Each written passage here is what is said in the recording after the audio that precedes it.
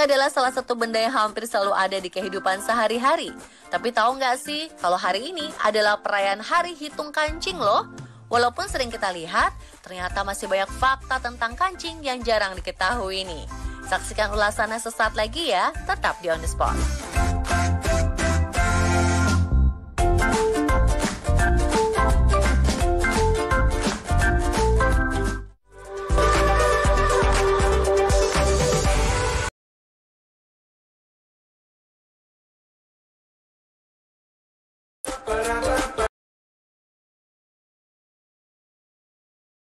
Royal, bekal untuk menang.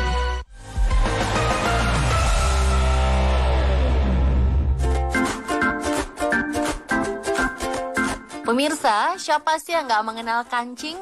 Benda kecil yang hampir selalu ada di pakaian yang kita kenakan sehari-hari. Walaupun bentuknya kecil, ternyata kancing punya banyak fakta menarik yang belum banyak kita tahu loh. Salah satunya adalah Hari Hitung Kancing yang dirayakan setiap tanggal 21 Oktober. Memang belum diketahui pasti asal-usul dari hari perayaan unik ini. Tapi ada yang mengatakan kalau Hari Hitung Kancing diciptakan oleh kelompok pencinta atau pengkoleksi kancing.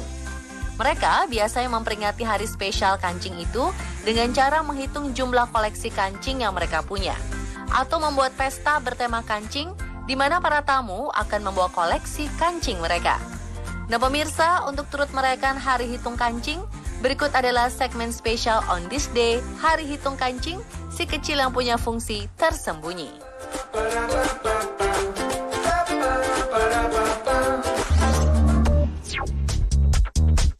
Kancing tertua di dunia.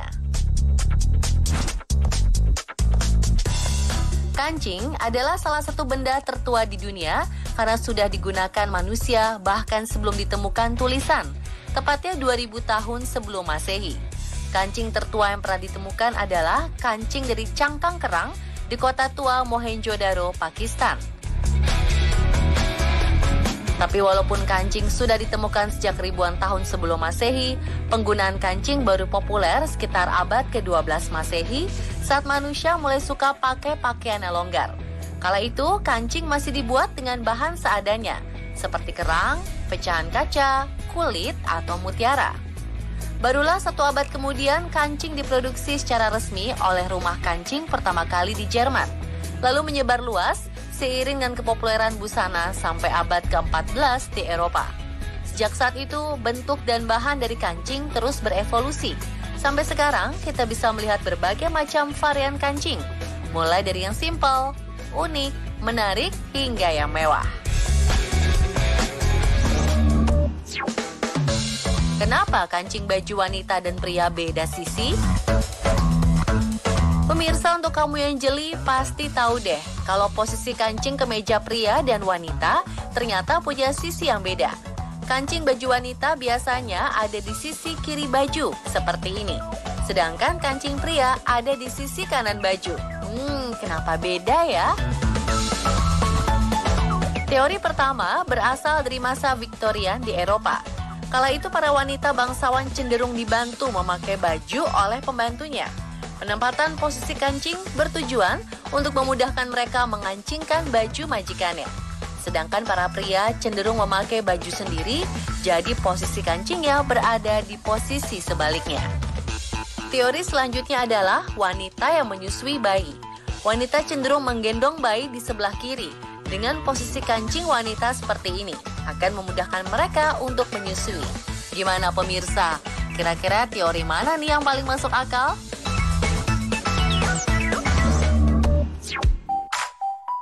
Kancing pada lengan jas.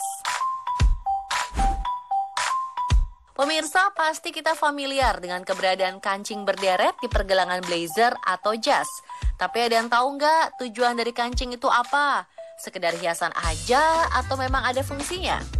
Menurut kisah, penggunaan kancing pada pergelangan jas ini sudah dimulai sejak tahun 1700-an ketika Prusia diperintah oleh Raja Friedrich Agung. Sang raja terkenal selalu memeriksa kedisiplinan dan kebersihan prajurit yang ditugaskan untuk berperang.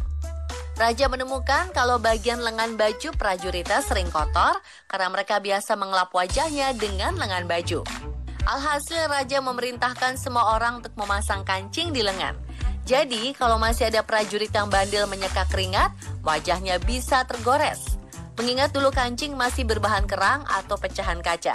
Rupanya ide sang raja menciptakan mode kancing yang sampai sekarang ditiru berbagai jenis baju untuk dijadikan hiasan saja.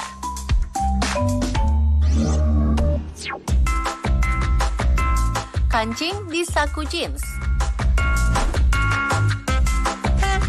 Celana jeans udah jadi fashion item yang pasti ada di lemari kita. Selain bentuk yang cocok dipadukan dengan pakaian apapun, celana casual ini bisa dibilang nyaman dan awet dipakai. Tapi ada yang pernah memperhatikan kancing kecil di sekitar saku celana jeans nggak? Kenapa selalu ada ya? Ternyata ada sejarahnya nih pemirsa. Celana jeans dulunya sering dipakai oleh para penambang dan bagian saku ini sering banget sobek karena penambang suka mengeluarkan dan memasukkan paku. Akhirnya salah satu penemu celana jeans, Jacob Davis, menemukan ide untuk memperkuat setiap saku dengan menyematkan kancing logam kecil di bagian ujungnya. Dengan begitu, saku celana jeans nggak gampang robek lagi kalau dipakai bekerja.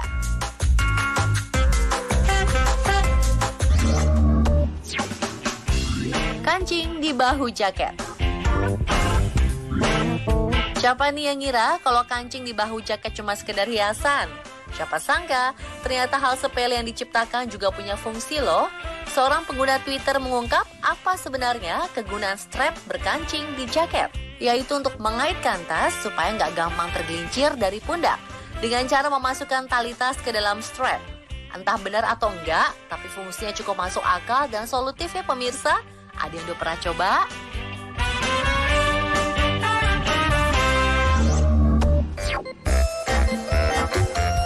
Seiring perkembangan, fungsi dari kancing pun makin beragam. Gak cuma sebagai hiasan, banyak juga hal-hal unik yang berhubungan dengan kancing yang dijamin bikin kita bilang, "Hah, beneran ada?"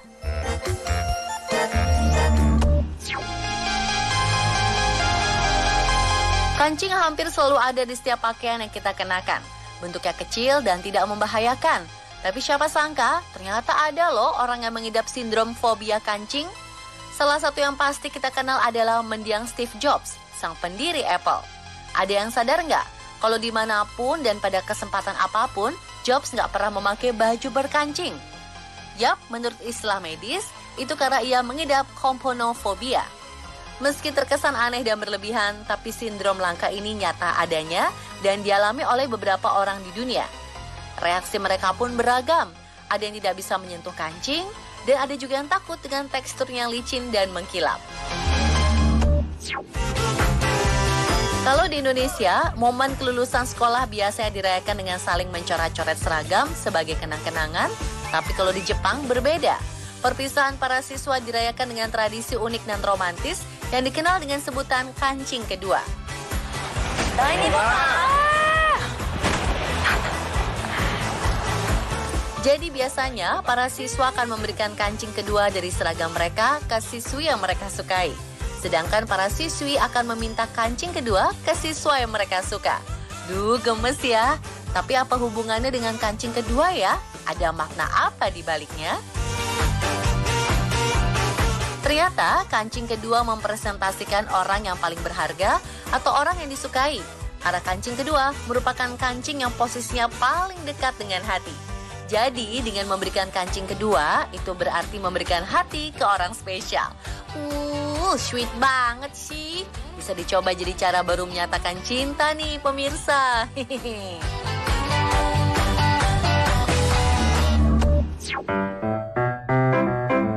Pemirsa, kalau tadi kita udah bahas berbagai hal unik tentang kancing, sekarang ada nih beberapa kreasi dari kancing yang ternyata bisa jadi beragam fungsi loh.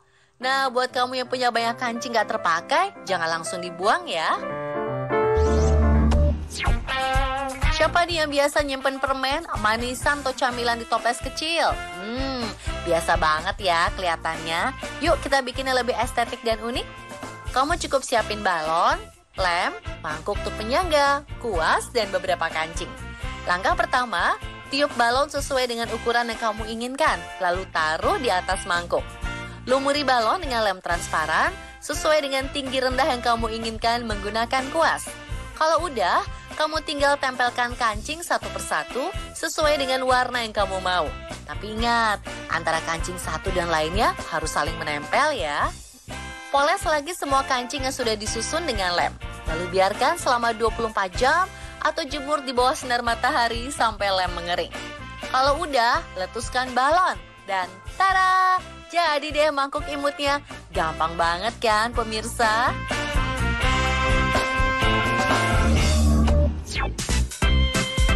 Bosan sama model sepatu kamu yang udah lama? Jangan buru-buru beli yang baru. Kalau kamu bisa menyulap sepatu kamu jadi super keren. Cuma bermodal kancing, sepatu lama bisa jadi kayak baru nih. Cara pertama, kamu bisa menempel beberapa kancing ke sepatu dengan lem sesuai warna dan pola yang kamu inginkan. Tapi kalau sepatunya biasa kamu pakai untuk aktivitas dan butuh perekat yang lebih kuat, kamu bisa menjahit kancingnya satu persatu. Walaupun agak repot dan memakan waktu, tapi hasilnya dijamin gak mengecewakan deh. Lihat aja nih, gimana? Keren kan? Bisa jadi ide usaha juga nih pemirsa.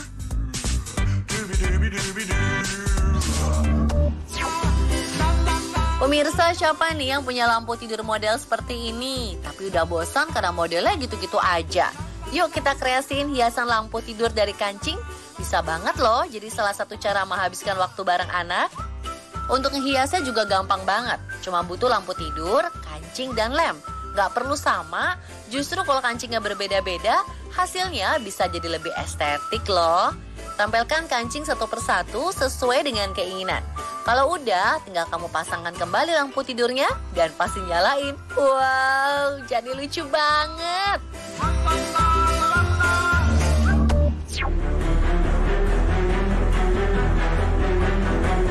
Benarkah biji apel mengandung sianida?